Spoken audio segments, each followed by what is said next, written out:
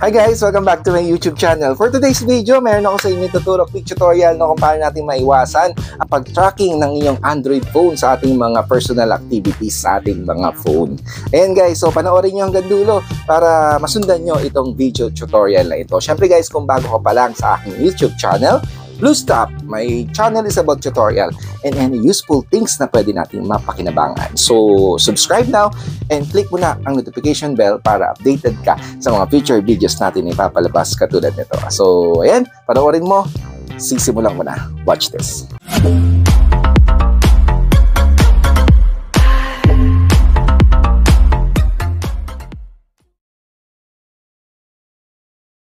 So ito guys, punta tayo sa ating mga mobile phone, sa ating mga Android.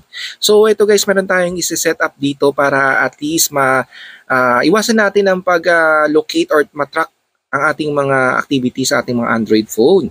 So ito guys, so punta tayo sa settings. Ayan, so pag pumunta natin sa settings, hanapin natin itong Google Service. Ayan, Google Services. Ayan, Google Services, click natin itong settings na to. So, hintayin natin siya mag-load. So, ito guys, makakaiwas tayo sa pag-track ng ating mga personal activities sa ating mga phone. Ayan guys, no? Dito makikita natin sa Google yung All Services. Click natin yung All Services. Then, scroll natin, hanapin natin itong personalize using shared data. So guys, no? Personalize using shared data. Click natin. Ayan. So, once na makita natin to guys, meron tayo ditong i-off, personalize using shared data. Dahil naka-on to. Ang default niya naka-on.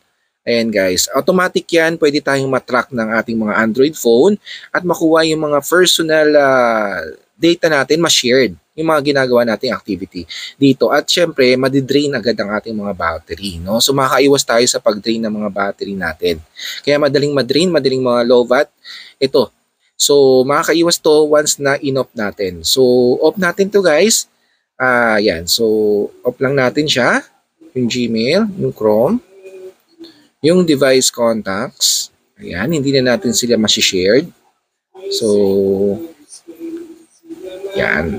So, off natin to. So, off natin tong nakalagay sa personalize using shared data nyo. Once na meron kayong makitang naka-on, off lang po natin. So, yan. Back tayo. Then, ito naman po, punta tayo dito. Meron pa tayong isa. Yung pangalawa natin isa-set up. So, hanapin nyo lang itong ads. Ayan. Then, once na mahanap nyo yung ads, so, click natin to. So, open lang natin to guys. Then, meron lang tayong isi-set up dito. Yan. So, mahalaga to guys, no, para at least mabuwasan or maiwasan yung mga advertisement na pumapasok sa inyong mga phone. So, makikita nyo dito, may add privacy. Ayan. Then, yung add privacy, yan, customize or set advertising ID or delete advertising ID. So, add privacy, check natin yan. Wala naman tayong gagalawin dyan. So, then yung reset advertising ID. So, click natin ito guys. Then, confirm lang natin. So, ang gagawin natin dito, confirm lang natin siya para ma-reset yung advertising ID. Yan. So, confirm. Then, delete advertising ID. So, click natin tong delete. Then, ayan, i-delete natin.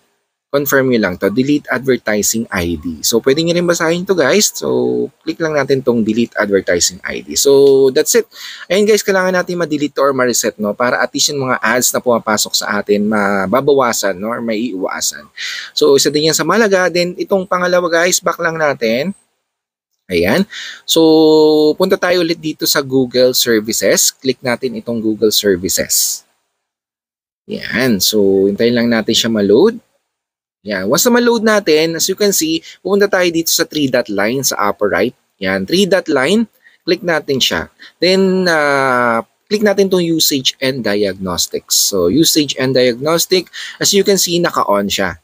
So, every time, naka-on yan. Kaya kailangan natin i-off.